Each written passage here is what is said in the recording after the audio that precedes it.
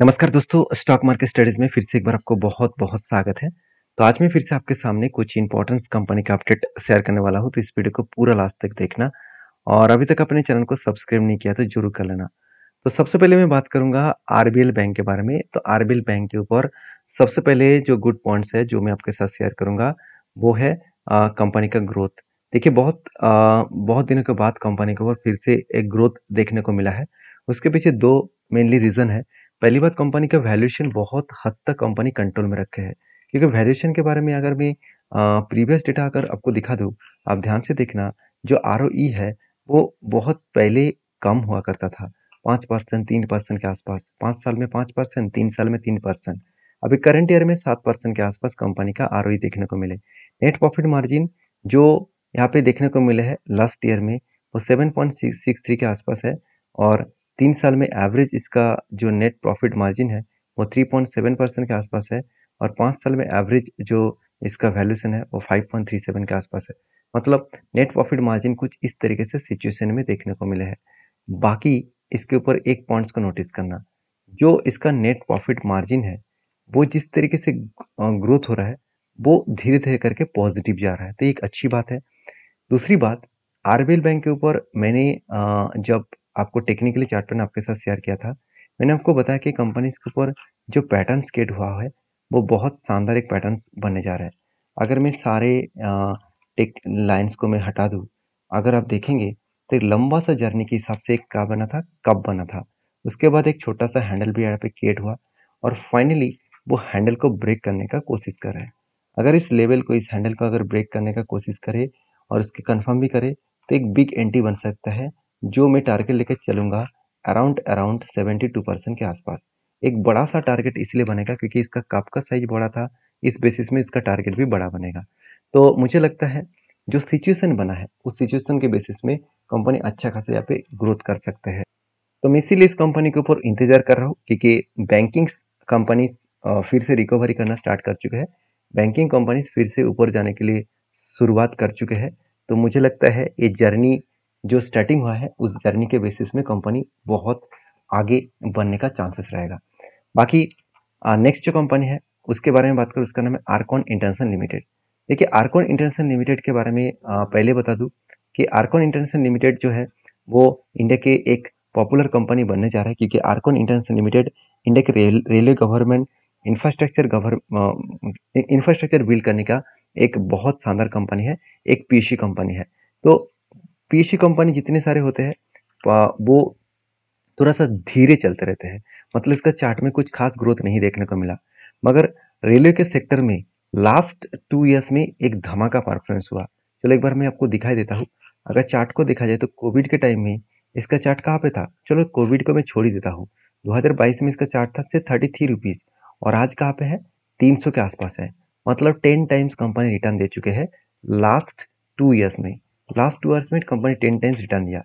Company के ऊपर बहुत बार ट्रेड मिला था, जैसे यहाँ पे ट्रेड मिला था काफी धान्य पैटर्न्स का, तो छोटा ट्रेड था और टारगेट भी अच्छा खासा मिला 25%।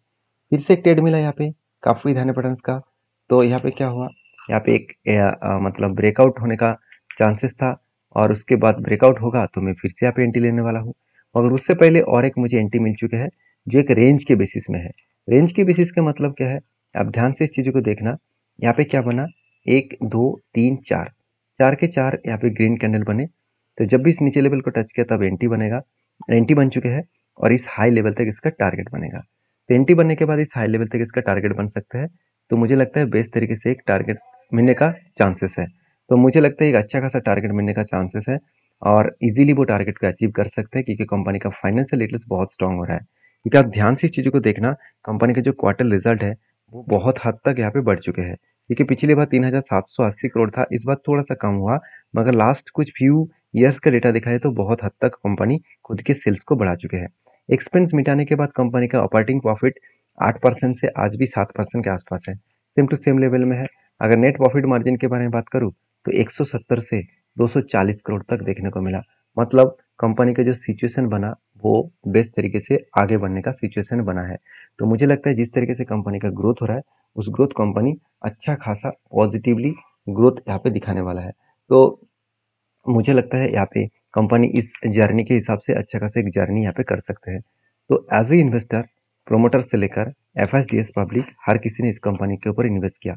ये गुड पॉइंट्स है, इस पॉइंट्स के बेसिस में कंपनी आगे बढ़ सकते हैं। तो कंपनीज के ऊपर आपकी क्या राय है, आपके क्या ओपिनियन है, जरूर कमेंट्स करना। क्योंकि यहाँ पे एक चीज को नोटिस करना कि इस कंपनी के जो होल्डिंग है प्रोमोटर का, वो 73% के आसपास होल्डिंग्स है, और बाकी म्यूचुअल फंड के पास ना के बराबर, और एफएस के पास जो होल्डिंग्स है वो करीबन 5% के आसपास। तो ओवरऑल कंपनी के ऊपर अच्छा खासा होल्डिंग इंस्टीट्यूशन करके रखा है। जब इंस्टीट्यूशन अच्छा खासा होल्डिंग रखते हैं तो उस कंपनी का ग्रोथ होने का चांसेस भी बढ़ जाते हैं। तो बाकी इस कंपनी के ऊपर आपका क्या व्यू है, जरूर मुझे कमेंट्स करके बताना। तो नेक्स्ट जो कंपनी है उसके बारे में बात करूँ, उसका नाम है आरबीएनएल, रेलवे विकास निगम लिमिटेड। तो आरबीएनएल के ऊपर लगातार बहुत सारे प्रोजेक्ट्स कंपनी को मिला है, जिसके ऊपर मैं पहले भी आपके साथ डिस्कस किया हूँ। तो ओवरऑल इस कंपनी का जो प्रोजेक्ट मिला वो कितने हैं, तो कुल मिलाकर जो रनिंग कंपनी को प्रोजेक्ट मिला, अगर ट्रेड रिसीवेबल के बारे में बात करूँ तो 1100 करोड़ के आसपास है, जो 10 साल पहले से 63 करोड़ के आसपास था। मतलब कंपनी के जो ग्रोथ है वो किस लेवल तक जा चुके हैं आप देख सकते हैं। 60 करोड़ का प्रोजेक्ट मिलने वाला कंपनी को आज 1100 करोड़ के आसपास प्रोजेक्ट मिला है। तो एक हाईली कंपनी के ट्रेड रिसीव हुआ, और इस तरीके से ट्रेड रिसीव होने के कारण कंपनी में एक बेस्ट तरीके से ग्रोथ यहाँ पे बढ़ता हुआ देखने को मिले। तो कंपनी के जो डेटा है उस हिसाब से बात करूँ तो शॉर्ट टर्म लोन्स कंपनी कितने लिए, अराउंड 29 करोड़ के आसपास। एक मजेदार बात आपको बता दूं, कंपनी के ऊपर जो लोन की कैपेसिटी है अगर वो देखा जाए तो आप देख सकते हैं कंपनी फिक्स्ड एसेट को परचेज किया 350 करोड़, 340 करोड़ के आसपास। हाईएस्टली कंपनी यहाँ पे फिक्स्ड एसेट को परचेज किया। और कंपनी लोन कितना लिया, कंपनी देखिए, company posit from borrowings, company last 2 years में कंपनी कोई भी लोन नहीं है, और पहले जो लोन लिया हुआ था उसको कंपनी रीपेमेंट भी कर रहा है। तो कंपनी धीरे धीरे करके उसको पेमेंट्स कर रहा है, और फ्रेश कोई भी लोन कंपनी नहीं लिया। तो सारे पॉइंट्स एक डायरेक्टली इंडिकेट करता है कि कंपनी अपकमिंग टेंस में ग्रोथ होने का चांसेस रखेंगे। और कंपनी के क्वार्टर रिजल्ट के बारे में बात करें, कंपनी का जो नेट प्रॉफिट है वो भी देखिए तो कंपनी लगातार बढ़ते चले जा रहा है, 350 करोड़ से 400 करोड़ के आसपास देखने को मिला। मतलब प्रॉफिट भी अच्छा खासा यहाँ पे ग्रोथ हुआ, तो जिसके कारण कंपनी में एक अच्छा खासा पॉजिटिवली ग्रोथ आने का चांसेस है। तो मुझे लगता है जो सिचुएशन बना है उस सिचुएशन के बेसिस में कंपनी में आगे बढ़ने का दम है। तो बाकी आपके क्या ओपिनियन है, जरूर मुझे कमेंट्स करना। क्योंकि इस कंपनी के जो टेक्निकली चार्ट पैटर्न्स है वो मैं आपके साथ अगर शेयर करूँ तो आप ही आपको एक डेटा आपको देखने को मिलेगा। चलो एक बार मैं आपको चार्ट पैटर्न ओपन करके दिखाता हूँ आरबीएनएल का। तो आरबीएनएल का चार्ट पैटर्न कुछ इस तरीके से देखने को मिला है, जहाँ पे आपको देखा जाए तो अच्छा खासा एक ट्रेड मिला था। पहले देखिए यहाँ पे 1 और 2 दो बाइंग कैंडल मिला था, जिसका टोटल रेंज था 30%। तो 30% के बेसिस में जब यहाँ पे नीचे आया तो एंटी बना, और इस हाई लेवल तक इसका टारगेट बनेगा। तो फाइनली यहाँ पे क्या हुआ, इस नीचे लेवल में एंट्री हुआ, उसके बाद धीरे धीरे करके इसका टारगेट को अचीव किया। तो फाइनली जब टारगेट को अचीव किया वो 320 रुपीज़ के आसपास यहाँ पे टारगेट को अचीव किया है।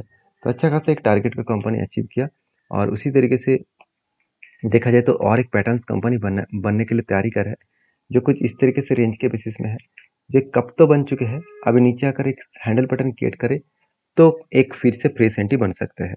तो देखिए आएगा कि नहीं आएगा वो तो बाद में पता चलेगा। फिलहाल के लिए मैं इस कंपनी के ऊपर कोई फ्रेश एंट्री नहीं लिया हूँ, क्योंकि जब तक कोई भी पैटर्न्स ना बने तब तक एंट्री लेना बहुत बड़ा जोखिम भरा काम हो सकता है। तो आपके क्या ओपिनियन है, जरूर मुझे कमेंट्स करके बताना। नेक्स्ट जो कंपनी है उसका नाम है भारत पेट्रोलियम कॉर्पोरेशन लिमिटेड, जिसको हम लोग बीपीसीएल नाम से जानते हैं। इस कंपनी एक साल में अच्छा खासा परफॉर्मेंस किया। इसका लो लेवल था 330 के आसपास, और हाई लेवल बना करीबन 600 के आसपास। मतलब एक साल में पैसा डबल कर चुके हैं कंपनी, और इसी कारण के वजह से कंपनी का जो ग्रोथ है वो क्वार्टरली रिजल्ट में आपको दिखेगा। करीबन 1,18,000 करोड़ के आसपास सेल्स हुआ था, इस बार बढ़ के सेल्स 1,16,000 करोड़ के आसपास, सॉरी घट के 16,000 करोड़ के आसपास हो चुके हैं। अगर कंपनी एक्सपेंस को कुछ थोड़ा सा ज़्यादा किया, उसके लिए कंपनी का प्रॉफिट मार्जिन में थोड़ा सा इम्पैक्ट आया। हाँ, कंपनी साल भर का बीट तो नहीं कर पाए, मगर कंपनी क्वार्टर्स को यहाँ पे बीट कर पाए है। तो यही कारण की वजह से कंपनी का नेट प्रॉफिट जो है वो 3,000 करोड़ से 4,700 करोड़ के आसपास नेट प्रॉफिट देखने को मिला। तो कंपनीज के ऊपर जो सिचुएशन बना वो सिचुएशन कुछ इस तरीके से है। बाकी एज ए इन्वेस्टर के बारे में बात करूँ तो प्रोमोटर के साथ एफएसडीएस पब्लिक हर किसी के पास इन्वेस्टमेंट है। सबसे ज़्यादा होल्डिंग डीएस के पास है इंस्टीट्यूशन के हिसाब से, क्योंकि एलआईसी ने सबसे ज़्यादा होल्डिंग रखा है। एलआईसी के पास, गवर्नमेंट के पास और एलआईसी के पास अच्छा खासा होल्डिंग्स है। तो बेसिकली इस कंपनी के ऊपर आप अगर काम करना चाहते हैं तो जरूर डीपली रिसर्च करें। कंपनी के ऊपर गुड पॉइंट्स यही है कि कंपनी बोनस देने जा रहा है, 1 के बदले 1 शेयर। तो कंपनी बोनस कब देने वाला है? आज के दिन कंपनी बोनस देने का लास्ट डेट था। तो फाइनली आपके जो डीमैट अकाउंट है, उस डीमैट अकाउंट में 2 से 3 दिन के अंदर वो आपको डीमैट अकाउंट में शो हो जाएगा। तो आई होप वीडियो में जानकारी अच्छा मिला होगा। अगर मिला है तो चैनल को सब्सक्राइब करना। मिलते हैं नेक्स्ट वीडियो में, तब तक के लिए धन्यवाद।